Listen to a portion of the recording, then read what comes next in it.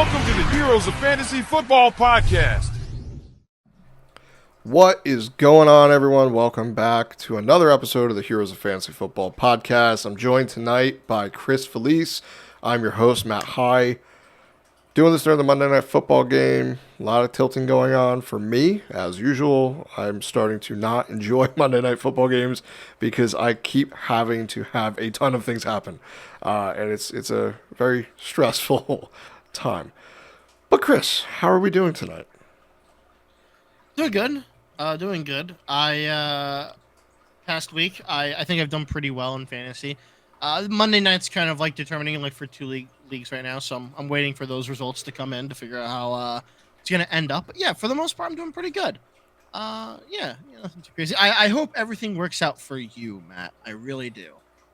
Me too, but we'll see. If history has taught me anything, it's probably that it's not. So enjoy the Monday Night Football game. I will be over here tilting. I have it up next to me, so if you hear me, get a little mad or upset, things are going against me.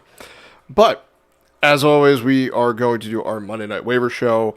This will be dropping on Tuesday. Before we get started, if everyone could do us a favor, go down to the comment section below. Go down, click that like button, subscribe. You can share it with your friends, family, coworkers. We appreciate everything you guys give us. We really want to start getting a little bit more out there, so we need your help to do it. So please, if you could do us a really big favor, it really helps us out on the algorithms and everything, get some more views. So we appreciate it, and we want to give more fantasy advice because there's a lot to talk about and a lot to get into coming into the end of the season, getting ready for your fantasy football championships, which we would love to help you win. So without further ado, why don't we dive into our waivers, shall we? Yes, sir.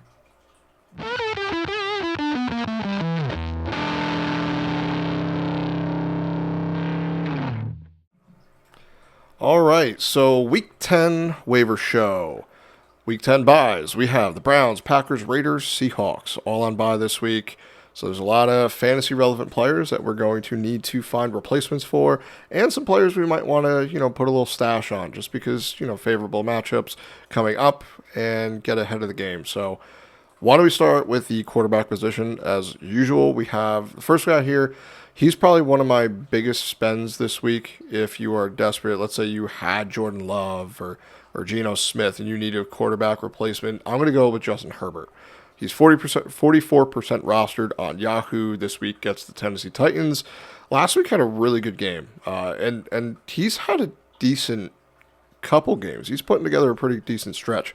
Last week he went 18 completions for 282 yards and 2 touchdowns. He had 27 attempts, so not the best, completion percentage.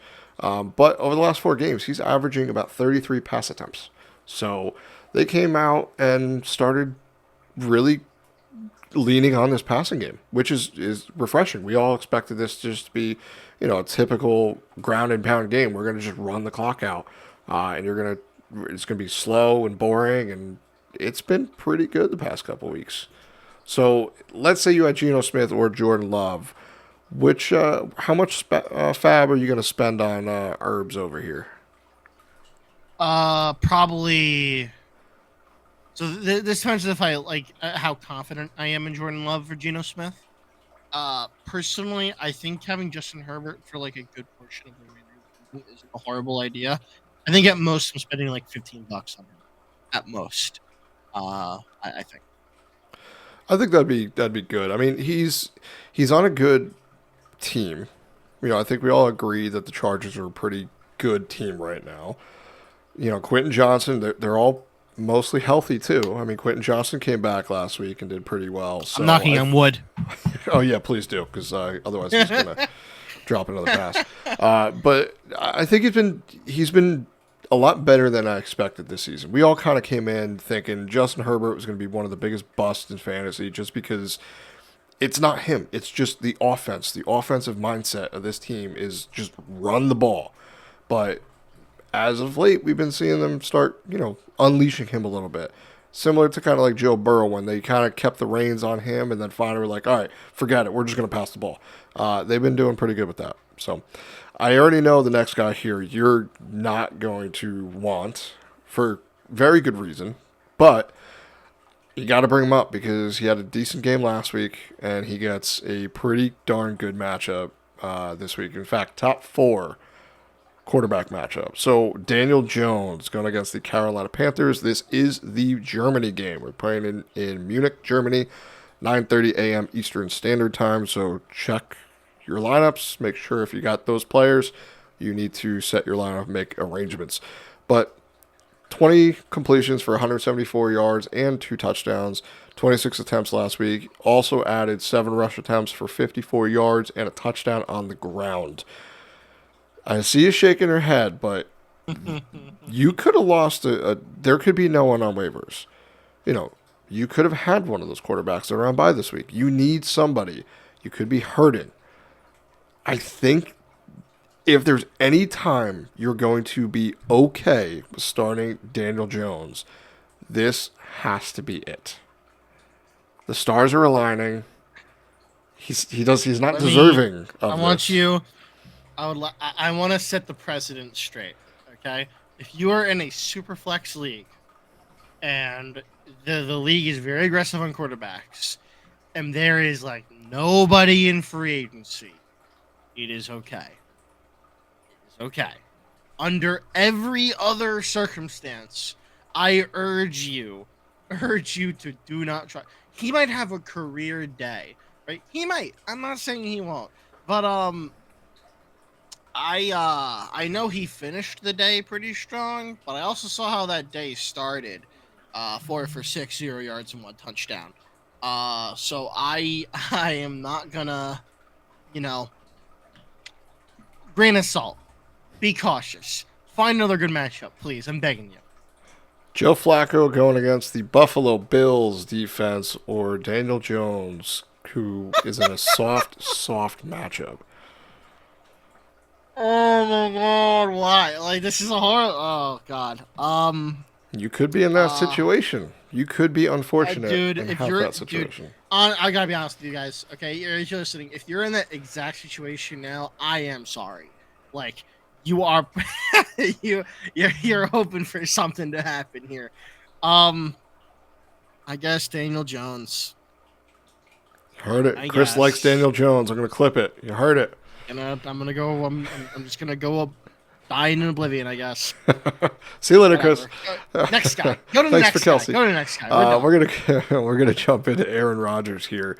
43% rostered. Another really good matchup against the Cardinals.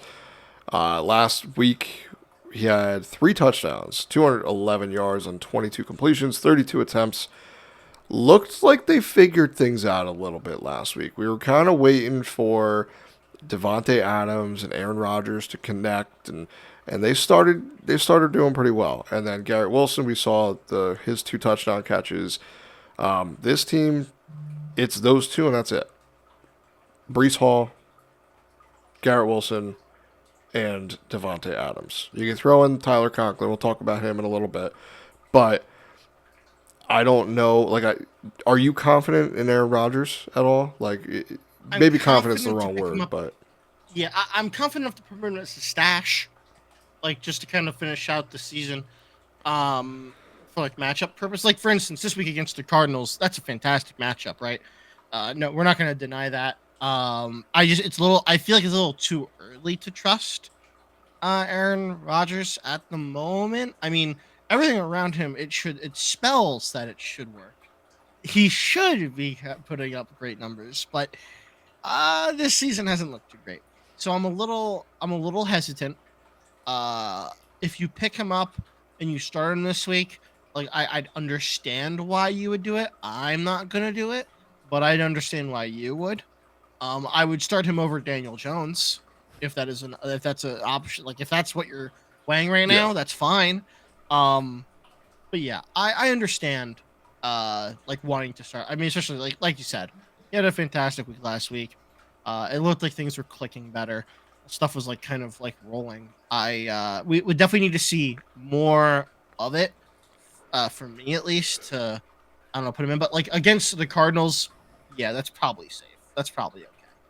Yeah, I mean, the Cardinals usually give up a lot of points. This past week, not so much to Caleb Williams. Bears are in some I think trouble. I might put that on like an offensive like. That's more on the Bears. I feel like than on the Cardinals. I feel like something happened there. I've Oh, heard some 100%. things. Yeah, Yeah, I've the heard some Bears are in things shambles that right like. now. Yeah, I think DJ Moore was like in an interview saying that like he was asked if the coach is. I'm not gonna try to pronounce his last name.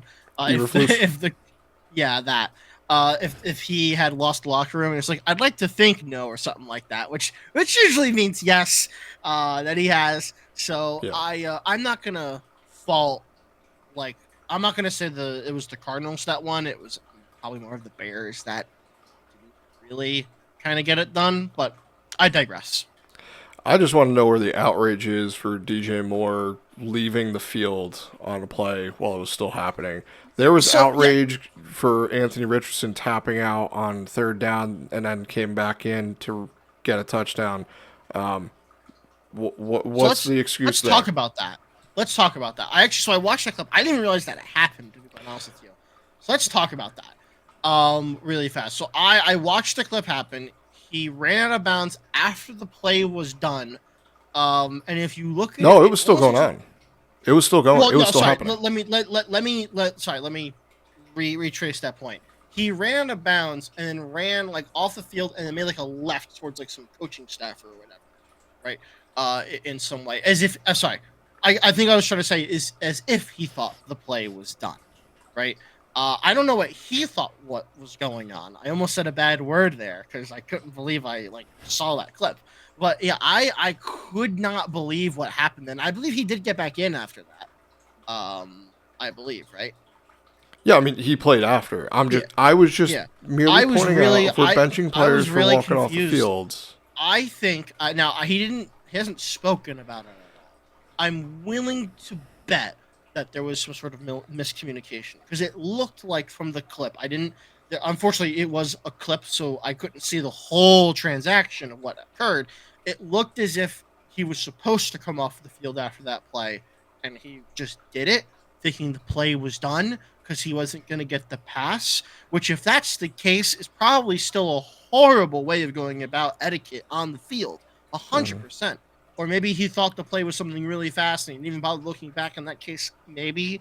But like, I'm not too sure. I would love to hear. I'm trying to find interviews from him. No one's addressed it, like at all, besides like Twitter clips, of course. But like, Yeah. I would love to see an interview. I want to see somebody ask that question because I really want to. Because it looks like he was a man on a mission. He went off and he ran over to a coaching thing or whatever. So like, it seemed like something was planned there. It just seemed like there was an execution, a misfire that Yeah, I'm happened not that sure. wasn't I'm supposed to I'm occur. just pointing out that was all. I just want to Yeah, point yeah. out, No, I think it's make a really sure interesting point, if we're though. outraged, we got to stay outraged all If facets of the game. anything, it kind of brings us back to the point of like this whole offense is in disarray right now, Yeah. right? Like miscues like that cannot happen in that sense, especially when it's DJ Moore, your star receiver. He's supposed to be a guy that like when all else fails, you should be like, hey man, if you can get open, right? Exactly. Like, do it. Anyway, Exactly. moving on. These next two guys we're going to group together real quick, just because we have to kind of mention them. I don't know if I'm comfortable. One of them I'm comfortable playing. The other one, not so much. Trevor Lawrence, 48% roster against the Vikings this week.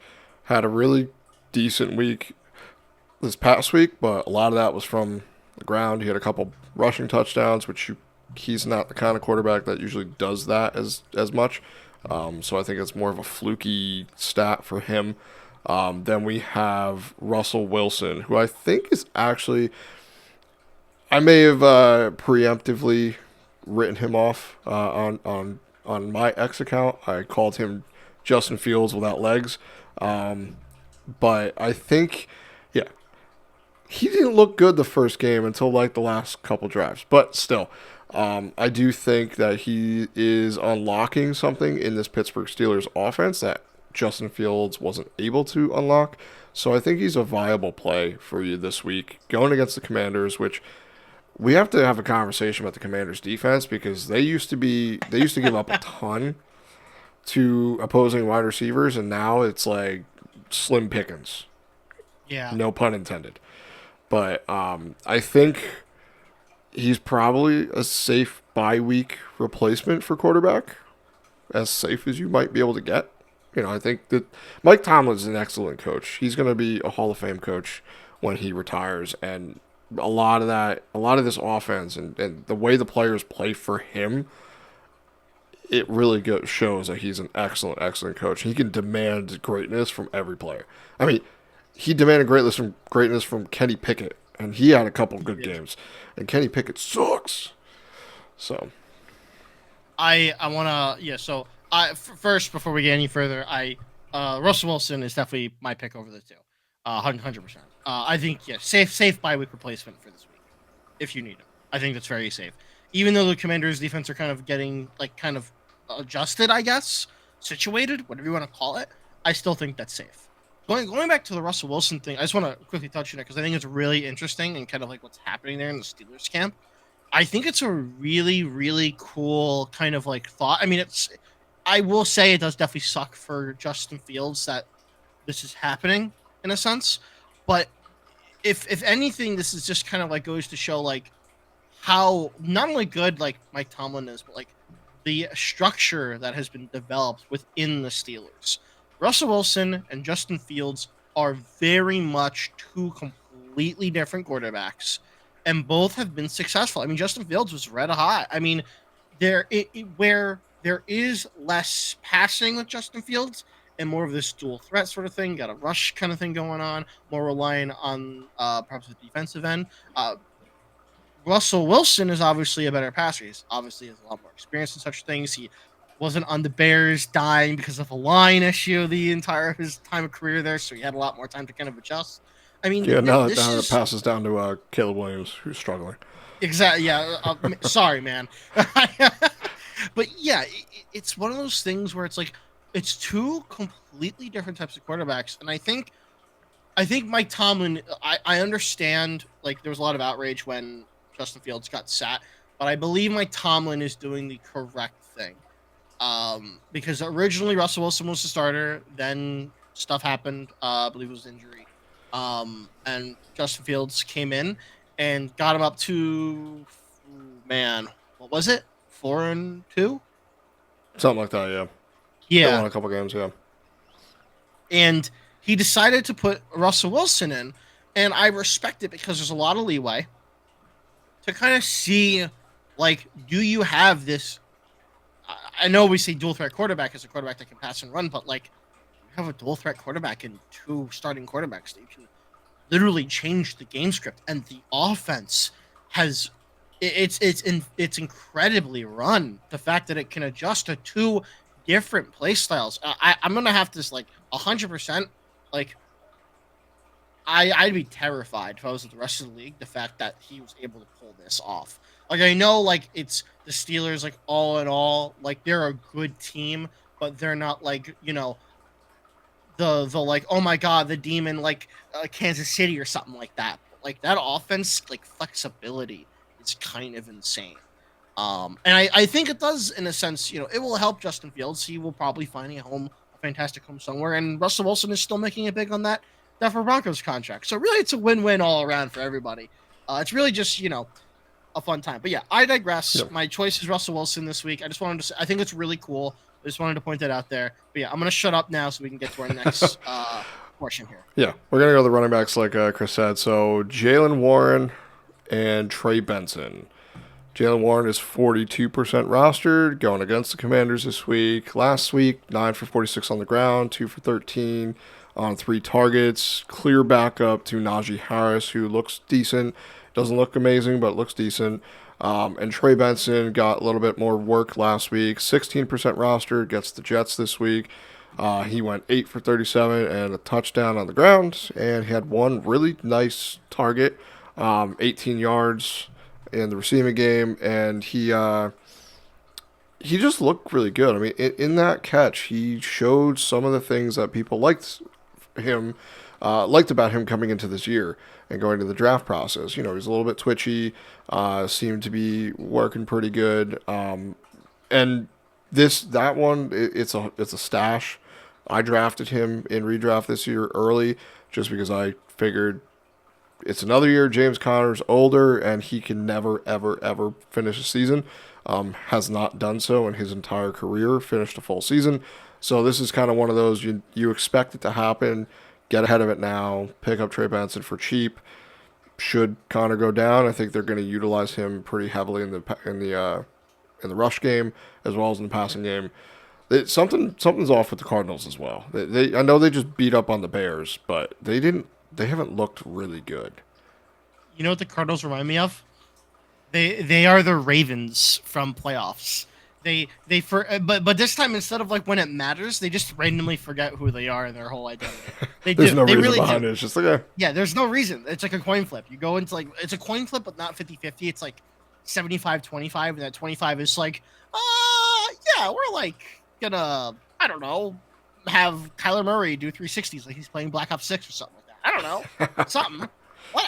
Whatever. I don't care. Hey, Kyler, you want to play on this PS5 during one of the defenses out there? Like, it's crazy. Actually, it's crazy. What do you think of Jaylen Warren? I mean, he's another pretty much pure handcuff, but I think the upside is a little bit higher in my opinion, just because I think if Najee goes down, they're going to utilize him, and he's going to be the workhorse because there's no one else there. I think Jaylen Warren has a better upside, also because I think he's closer to usurping the job from Najee than Trey Benson is from Connor this year. I think I agree with that. Because, I mean, Amari DiMarcado got some run last week, too. So exactly. I think he scored more fantasy points. Yeah, well, he just had that big 56-yard touchdown. So that's fluky. I'm not counting that against... True. I'm just saying, in general, yeah. It's very. I think that it's a lot closer of a race in the Steelers camp right now, and I think like it's definitely Najee's job to lose, but I think he can lose. So that's what I'm gonna go with. It's interesting because Najee has looked good this year. Like he looks like he's a better running back, but we'll see. He has looked really good. Yes. Moving on to wide receivers, I brought him up earlier with Justin Herbert, but Quentin Johnston. He came back, and he came back pretty good. 15% roster against the Titans this week. 4 receptions for 118 yards and a touchdown last week. It was a really good broken play touchdown, but he also got loose, got another deep pass. 5 targets. This was his first game back from injury. And I just think, I think this is the beginning of it. It was his career high in yardage in the NFL this past week.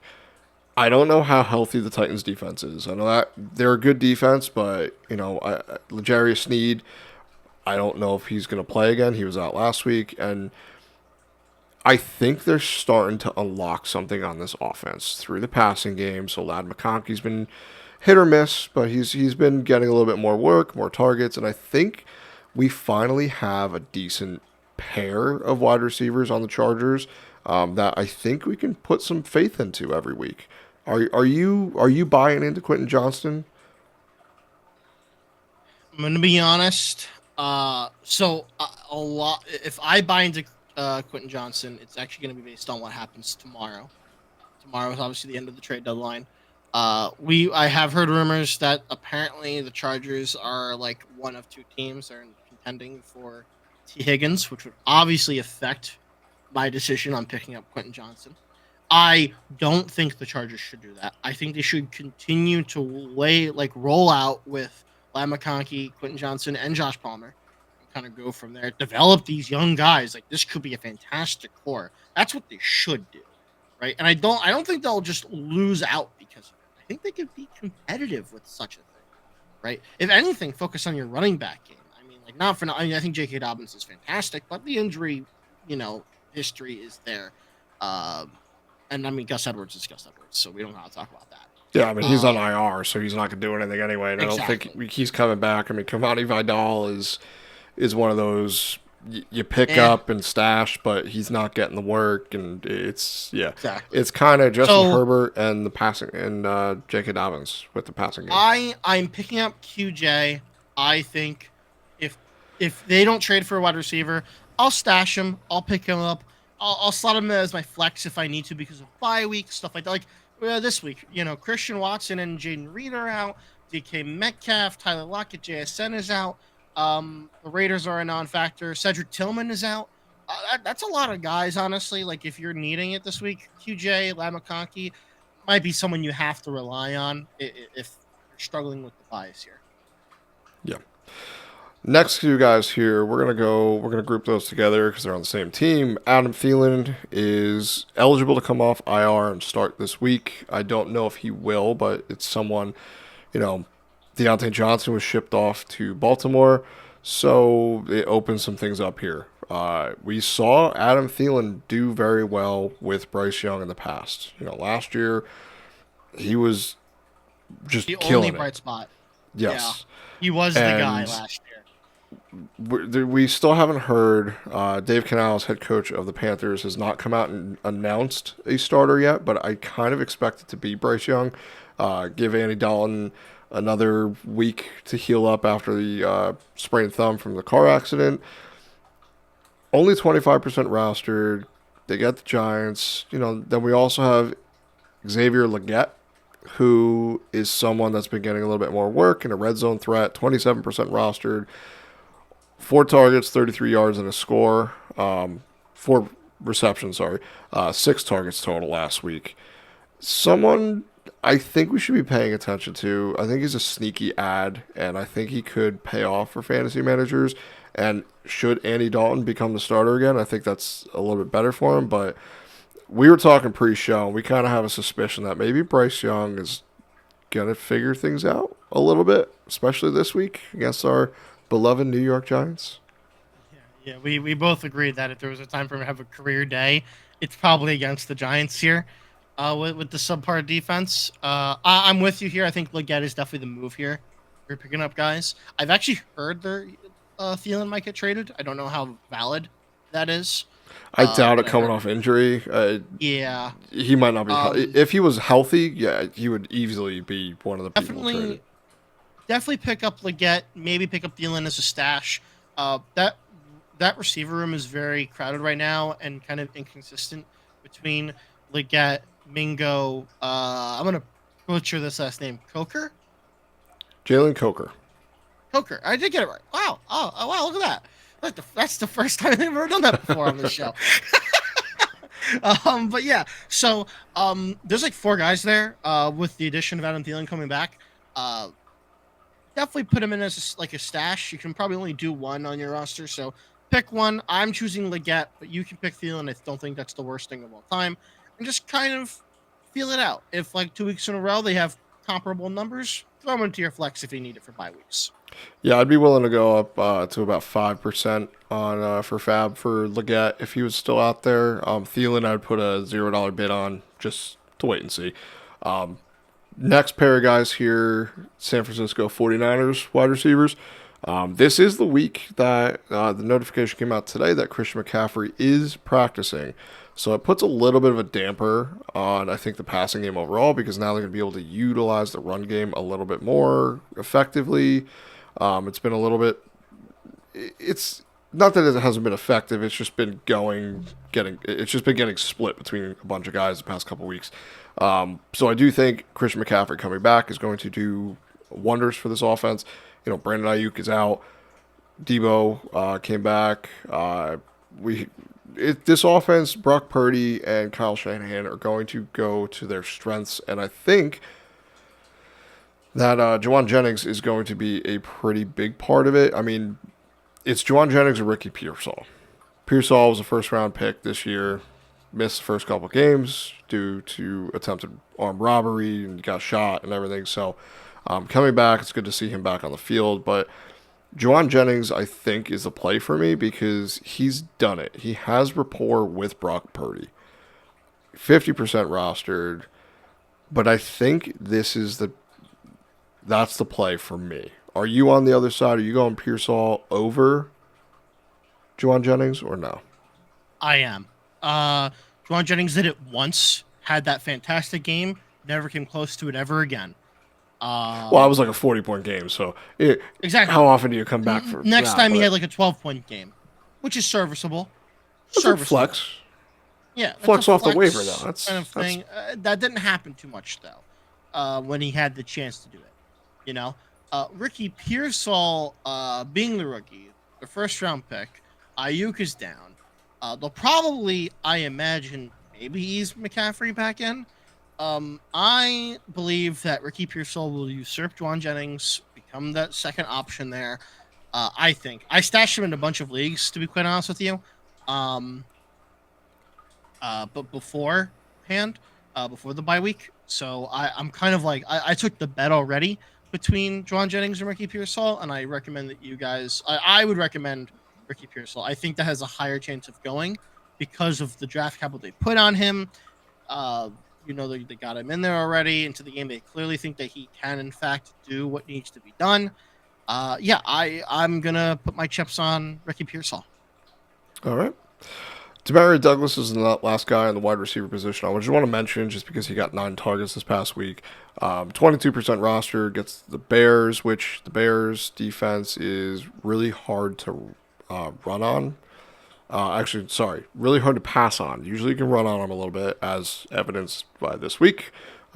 Cardinals ran all over him, but he went 7 for 35 yards, so nothing crazy. I mean, 9 targets, 7 receptions, but only 35 yards. It's really bad, but Drake May looks like that guy.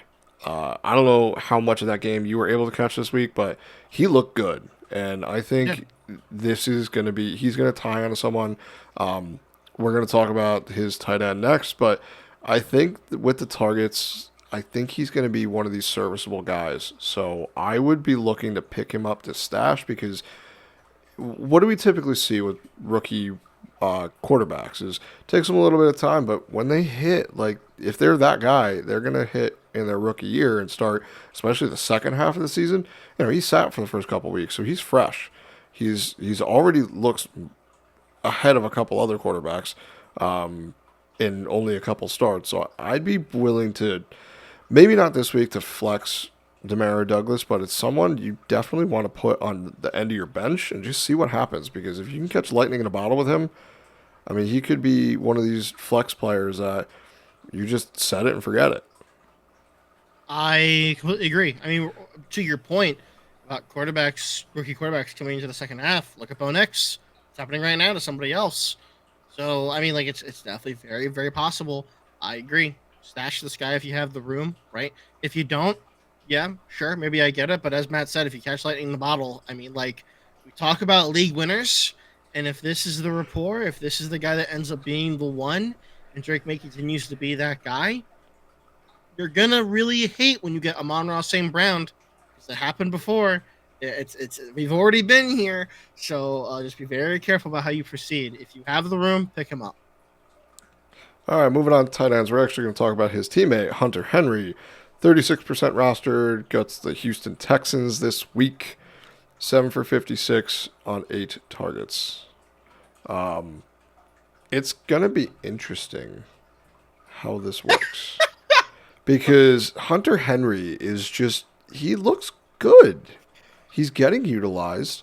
And it's the kind of thing where I don't know what to really expect. Sorry, they do not get the Houston Texans. They get the Chicago Bears. I don't know why I said that was a carryover. Sorry, my apologies. But yeah, so only 36% roster. I mean, I'm looking at his stats, and they're pretty good. Like, it's kind of surprising. It's kind of incredible. He's only 36%. We've had him in our spreadsheet. It's like every week. I think, like, yeah, you are you guys listening? Are you guys not picking him up? He has scored like 10 points, I think, like a couple times as well. I mean, at least 7 points every single week. You should be picking him up. What are you doing? You must. Oh, all of you must have like Tucker Kraft or something. Obviously, yeah. All of you. He has more than 11 points in 3 games on the season. He's been getting targeted a ton. He has, looks like, 3 games of more than 6 targets, which for a tight end, you'll take. Absolutely. Only got 1 touchdown of the year, but I think, like we kind of mentioned with Drake May, if he starts getting a little bit better and showing more of a progression, I think touchdowns are going to come, and I think he he clearly targets Hunter Henry, so I'm going to chase those at tight end. I agree. Next guy here, we have to mention him. Taysom Hill, or Taysom Mountain. Yeah, Taysom Mountain is what he's about to become, because that offense just fired their head coach, Dennis Allen. So long, you will not be missed. Derek Carr likes to throw the ball at the line of scrimmage or hospital balls, so that's wonderful. Chris Olave is out with a concussion, probably going to be extended absence too. I wouldn't expect to see him for at least 2 to 3 weeks, to be honest. Hopefully he's okay. It sounds like he is, but that team is just, it's terrible. It's hard to watch, but that just means it's going to be Taysom Hill and Alvin Kamara. That's the offense. I don't understand what's going on over there. But Taysom Hill last week, 5 rush attempts, 19 yards and a score. Going against the Atlanta Falcons this week, I think he's a decent play. Yeah, I'm definitely more excited to play Hunter Henry over Taysom Hill. Taysom Hill is just far too volatile for me to trust. It's just not how I like to play fantasy football. I can understand why you'd want to, like, if you want to start him, go for it. I totally understand. That's just not usually how I do it. I try to usually avoid players like Taysom Hill. Very boomer bust. But in this scenario where everything's kind of going awry, I can maybe see more stabilization through Taysom Hill's position, I suppose. But yeah, that's kind of where I'm feeling. I think I'd rather have Hunter Henry over Taysom Hill. I think I would too. It's just who's going to do anything on this offense? Who's left? I believe so. IR. You know, Bub Means IR. You know what's really funny? I love the discourse of the running back room there. So you have Alvin Kamara, and then you have this running back that they drafted named Keandre Miller, guys. And this guy, for the life of him, cannot stay healthy at all. It is not possible. He cannot do it. Like, challenge, Keandre Miller, stay healthy. Challenge failed every single week. Difficulty impossible. Yeah, Keandre Miller's been rough. He's on IR again. He is. I don't know. Now, I don't know what's happening here. I don't know if it's the team mismanaging him in a sense, and they're kind of putting him back in while he's still half injured. I don't know. Like, I don't know where this whole problem cascaded from. But yeah, it sucks. Like, it's kind of crazy. So like Alvin Kamara's just kind of there at this point, playing every position besides quarterback. He's gonna have a 25 target game, and I wouldn't be surprised, because if there's one thing Derek Carr likes to do, is throw the ball at like 4 yards to his right, 4 yards to his left, and 4 yards in front of him. I had a friend before the season, like when I was like getting ready for drafts, like, oh, dude, I really like having Kamara. I mean, like, he gets like 8 every target from Derek Carr. Like, nah, dude, he's too old. He has to eventually fall off. I'm like, I don't know, man. When you're getting every target from your team, like, can you fall off? Like, truthfully, can you? Like, I would be convinced you take Todd Gurley at the end of his career when he fell off. You replace him with Alvin Kamara right now. He's serviceable because of how many targets he's getting. 100%, without a doubt on my mind. What's the highest target share we've ever had in a game? Because he's about to blow that out of the freaking water. Because I hope no one like else. Targets. I really do. I hope he has like 80 target share. 80 target share, not 80 targets. I don't think that's not gonna happen. But yeah, he might get 80 targets. I mean, yeah. What Garrett Wilson had like 20 that one game, right? So yeah. I guess it's possible, right? It's gonna be hard to watch this week, but I mean, in division with no one except him and Taysom Hill, it's gonna be. If you have Alvin Kamara, you're probably excited because you're just gonna. You're having a great time. Your baseline is 10 points in a PPR league. Baseline, I guarantee it. But moving on here, well, we won't turn this into a Saints podcast, but Tyler Conklin, someone I want to mention as well. You know, part of it with Aaron Rodgers is last week he didn't do much, but he wasn't needed, and they were able to win. So one reception for -3 yards on 2 targets.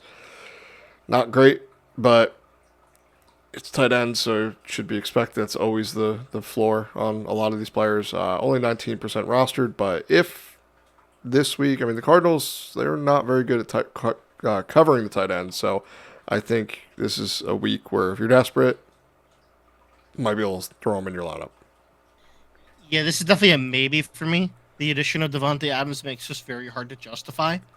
But if you need this, I can understand. Like, this is definitely like you could get a random TD from this guy and instantly your week is made. Like, for tight end, like that's possible. Yeah, possible. His stat line could be 2 targets, 1 catch for 6 yards and a score, and that puts him as a top 12 tight end, just because that's how it works. But yeah, moving on to defensive streamers.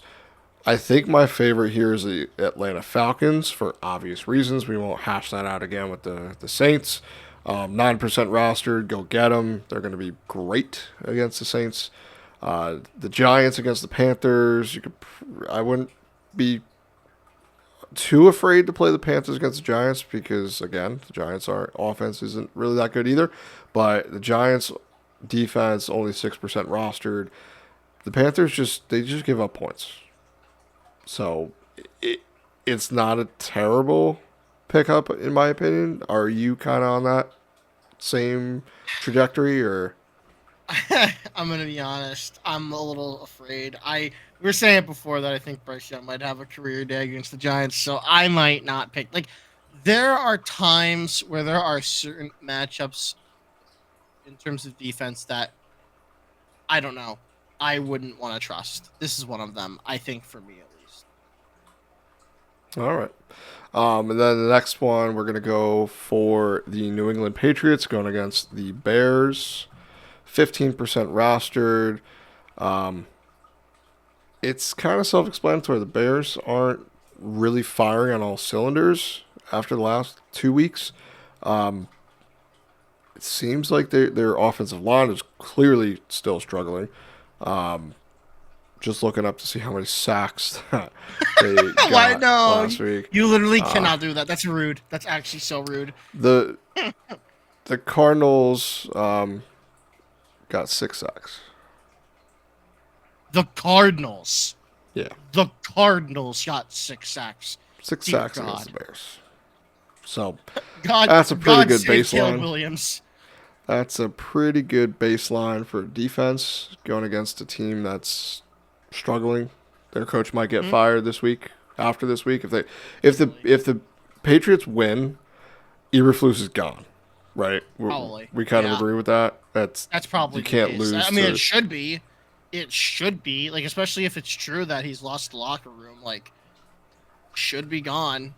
Yeah, probably. Yeah. So.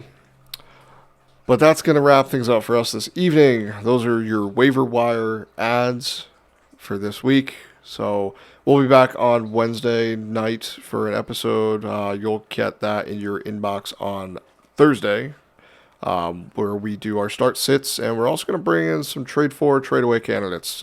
Get you ready. Deadlines this week. So let's get talking about that. So without further ado, good luck, have fun. Good luck in your fantasy matchups this week. Hopefully the Monday Night Miracles happen for you. I hope they happen for me, but we will catch you all later. So long. See you around.